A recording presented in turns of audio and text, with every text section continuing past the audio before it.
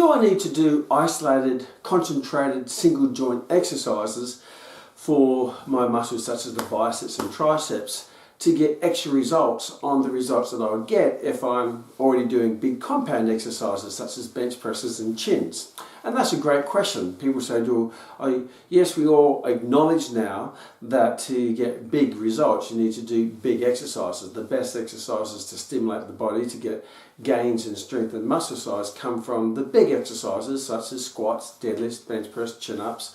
What are those exercises? And we're going to have a closer look at that. But the question is, do I need to do those extra supplementary, concentrated, single joint type exercises such as bicep curls and tricep extensions and leg extensions and leg curls? Do I need to do them to get those extra gains in muscle size for those specific areas, or the extra shape, or the extra tone, or the extra benefit? And that's a great question.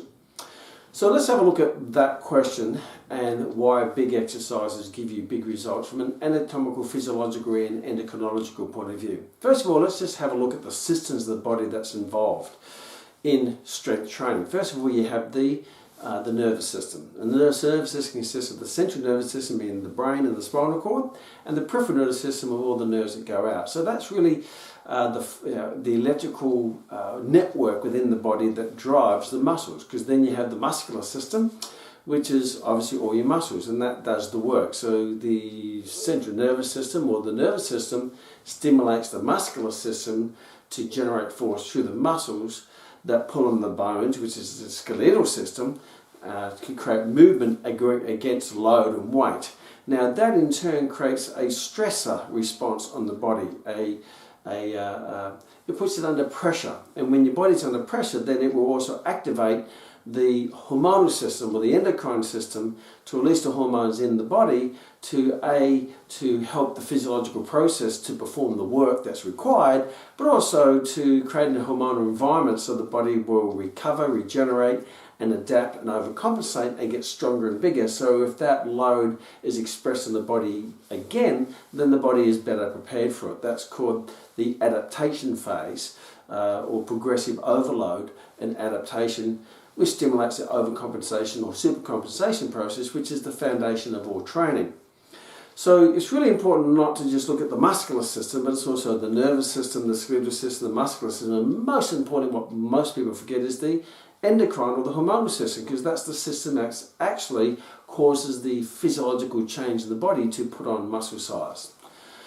So let's have a look at why we say that big compound-based exercises are better than isolated, small supplementary exercises. And the obvious reason for that, one of the reasons, is because A, they're more functional. It means they replicate daily life activities far better than isolated exercises. So therefore, because they involve the joints and the biomechanics and the position and the speeds in a way that are similar to daily life, you're going to get a great transference of performance and gains from the exercise into your sport, into your life, into your quality of life, or whatever that might be, or into your occupation. So if you want to get strong for life or strong for sport, then do big compound based exercises such as squats and deadlifts and lunges and bench presses and chin-ups and rows and dumbbell rows and all of those types of things. And I think the more muscle involvement, the more joint involvement in a position that replicates daily life activities, then that's going to get a greater transference. Until the stage where you get so, how can you say, complicated in your functionality, it becomes dysfunctional. And that happens when we start doing single leg squats on fit boards, hanging from the ceiling on a rope with a dumbbell swinging around. So, well, that's really complex and really compound. However, it's so complex and so compound, and it's actually now become dysfunctional. So it goes to the other end of the scale. So you've got to be careful that you don't go to that extreme of complexity, because then you won't get the transference back to the norm, which is how life functions.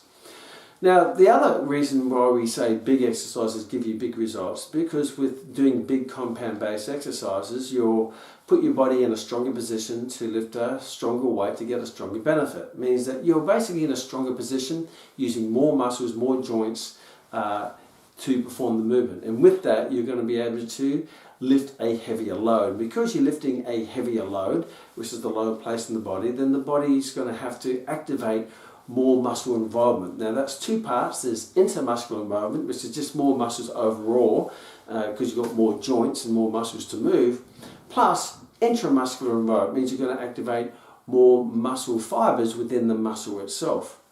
So with bigger loads, you're going to put a greater driving force on the nervous system. Because you have to overcome a bigger load, you need more muscles to overcome that load. So the nervous system will fire more muscles. So your central nervous system, that neuromuscular stimulation will be increased. So the nervous system will stimulate the muscles to recruit more motor units, it means more fibers, and a greater frequency of motor units, meaning that you're going to have more of a firing rate, a greater intensity of activation within the muscle itself. So big exercises, such as compound exercise, will activate more muscle overall to perform the movement, and more muscle fibers in the muscle itself. And EMG, electromyographical research has showed that when you're looking at, say, Signoro looked at the muscle activation in the quadriceps doing a squats versus leg extension and with a 10 RM, and found that you got more muscle activation in the quadriceps doing a squat than you did doing a 10 RM in a leg extension. So even though a leg extension is isolated and you get the burn and your head's close to it because you can see it and you feel that it's more intense, actually it's not. You actually get more muscle activation in doing a squat. And because there's more muscles being activated, more things going on, and it's less concentrated, you probably don't feel it as much as if you're doing an isolated leg extension exercise. So number one, you get more neural drive from the nervous system. Number two, you get more inter and intramuscular activation in the muscle itself. Number three, because compound exercises are providing a greater stimulus or stress in the body, and that's the whole point, you want to stress the body so the body will adapt to get stronger to be able to deal with that stress in a better way later, that you're going to get a greater stimulation on the endocrine system or the hormonal system, which is really where all the, I guess that's really the action, that's where the action occurs. Because when you stimulate the muscles and you put a stress in the body, that stimulates the endocrine system to release the action hormones and the anabolic hormones and sometimes catabolic hormones, depending on what state that you're in. And that will stimulate the body to not just to deal or to help in the physiological process to produce the force and the energy there and then to overcome the weight, but it also will put the body into an anabolic environment that will be conducive to growth and development. So therefore you develop your body to become stronger for the next time that stimulus is applied to the body. That's what we call the supercompensation or the overcompensation process. Means if it's like forming a callus. If I put stress on the hand there, I remember in my 15 I was in the junior gymnastics team and I used to form all these calluses on the hands from doing the high bars and the rings and the pommel horse, because I was putting all the stress on my skin. Then I had a rest and the skin got thicker, and I put stress on it and got thicker. I got stress on it through the activity of doing gymnastics, and some people get calluses from labour or whatever it might be. It means the body will adapt and overcompensate and put a thicker layer of skin there to protect it from that stress next time that's applied to the body. And the body is that. We do this in a controlled fashion in the gym. We apply a load, the progressive overload principle, as my body adapts to the previous load. If I want to continue to progress the body, I need to increase the load in that body. That way the body will get stronger, will overcompensate, and inch by inch over time we get stronger and put on muscle size. So basically what happens in between the stimulus and the next time I provide the stimulus is where the body starts to recover, regenerate and overcompensate. And that's where the endocrine system comes into play to release your anabolic hormones such as human growth hormone and testosterone in the body to make it stronger. It will also adapt it through the nervous system too by increasing the efficiency of the nervous system, by increasing the nervous system's ability to activate more motor units, to fire more motor units, and to preferentially activate the fast-twitch motor units to overcome heavier loads. So the body is an amazing organism that will adapt if you keep providing that load. And you progress it will get stronger and stronger and put on muscle and increase joint stability and all those great benefits that we get from strength training. So the other aspect is, if you put in there, is that if you're doing a compound exercise such as a bench press, yes, you're working all your chest muscles, your pectoralis major and your deltoids, but you're also working all the backs of the arms and the long-headed bicep, because that goes across the shoulder joint, and the tricep because I extend the elbow. If I'm doing a row, then I'm working all the muscles in the back, the latissimus dorsi, the teres major, as well as my deltoid in extension of the shoulder, as well as activating my biceps, brachii, brachialis and brachioradius that flex the elbow. So when you do compound exercise, you don't just activate those big muscles, but you're also activating the assistant muscles or the assistant target muscles of the other limbs to perform the exercise. So not only do you get work in the target areas, but you also get lots of work in the supplementary areas, which you may not be targeting as much, but indirectly you are without even knowing it. For example, if I do a chin-up, what muscle is going to fatigue first, the bicep or the latissimus dorsi? Well, the chain is only as strong as its weakest link, in an anatomical sense as well, so therefore the bicep's a small muscle, the latissimus is a big muscle, the load's the same, I'm lifting my whole body weight, therefore which muscle is going to fatigue first? Of course it's going to be the bicep. So even when I do a chin-up, I get really a greater potential activation in my biceps brachii than I do in my latissimus dorsi. So yes, I'm doing the chin-up to target my back, but really indirectly I'm getting a greater potential activation into my biceps. Same when I do a bench press, it's my tricep that will tend to fatigue before my pectoralis major. So even when you're doing the big exercises, the muscles that get the most work relative to their size is the small muscles. So if I'm getting stronger doing a row or stronger doing a bench press, yes, I'm going to get stronger in my pecs and the delts, and I also get stronger in my tris and my biceps. I will also get muscle size in my pecs and my back and my delts, but I also get muscle size increases in my biceps and my triceps because they're the weakest link in the chain. So they're going to get greater potential of activation relative to their maximal force output as compared to my pecs, my pectoralis major, my latissimus dorsi and the associated muscles, because they're never going to go anywhere near to the maximum capacity because the smaller ones will conk out first or fatigue out first. So when you're doing big exercises, you're going to get big results for not just the big muscles, but most importantly for the smaller ones, the deltoids, the tris, the biceps and all those associated ones, because they're actively involved in the movement, and so much so that they're the weakest link in the movement, so they're the ones that will fatigue first and get the greatest stimulation as potential to their relative 1RM or their MVC, maximum voluntary contraction. So the question lays is now, if I'm doing the big exercises and I'm getting lots of activation in the small muscles as well as the big muscles, do I need to then go off and go and do small muscle movements, such as bicep curls and tricep kickbacks? Well, first of all, you've already stimulated those muscles, so going and doing isolated exercise is not necessarily going to stimulate any more than what you've already done. The job is already done. All you could be doing now is just overdoing it. So that overdoing it, particularly if you do the arms on a different day than the chest. Some people do chest on Monday and shoulders on Tuesday and back on Wednesday and biceps and they break it all up. But what they don't understand is the whole body is connected. So I can't separate my pecs from my triceps, or I separate my pecs from my shoulders or my biceps, because they're all connected. They all work together. You're looking at topographical anatomy rather than functional anatomy. So if I break those up, then what I'm doing is I'm interrupting that recovery cycle in between the training. So if I do chest on one day and shoulders on the next day, well, my shoulders are doing shoulders on one day and I'm doing shoulders again because my shoulders work in my chest. And if I do tricep, then I get tricep, tricep, tricep. And you get to the stage where you're actually overlapping so much as the small muscles are getting overtrained, or they're getting too much training without enough recovery, because remember, recovery occurs in between you rubbing your skin. I formed the callus not while I was on the bars, I got the callus when I was resting, and I needed more rest to let it heal and overcompensate.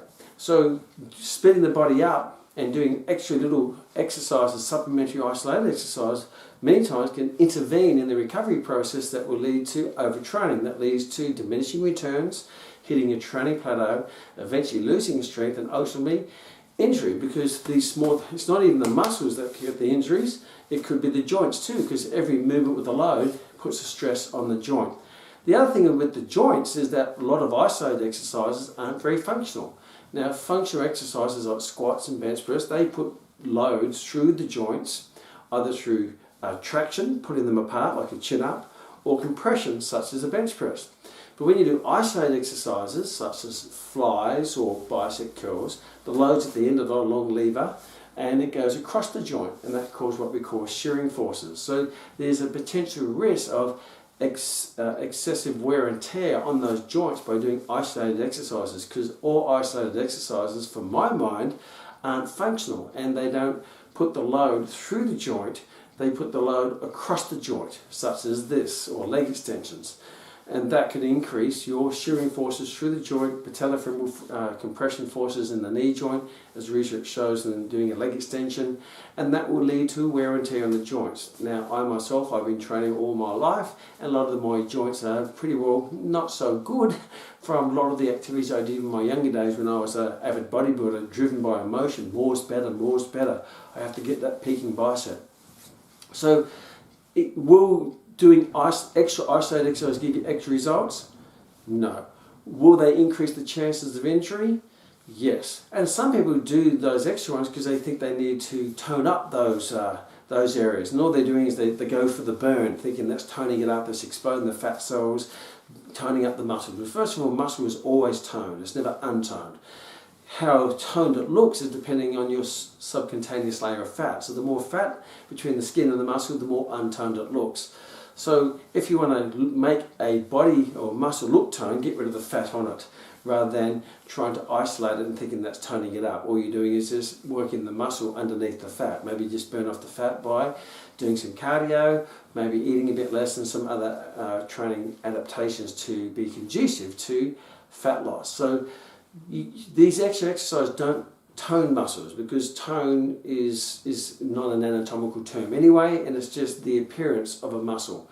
It means the less fat you have it, the more toned it looks. Or people who have a six-pack underneath their subcutaneous layer of fat, and they may have a fat layer as thick as a doona cover in the winter and a thin satin sheet in the summer, when they adapt their nutrition, adapt their training, and they get rid of the fat, and all of a sudden they say, wow, your abs are looking toned. What exercises have you been doing? Well, you probably stopped feeding the fat and started burning the fat to get rid of the fat, so the muscles underneath can express themselves and look nice and toned from the outside in by getting rid of that layer of fat.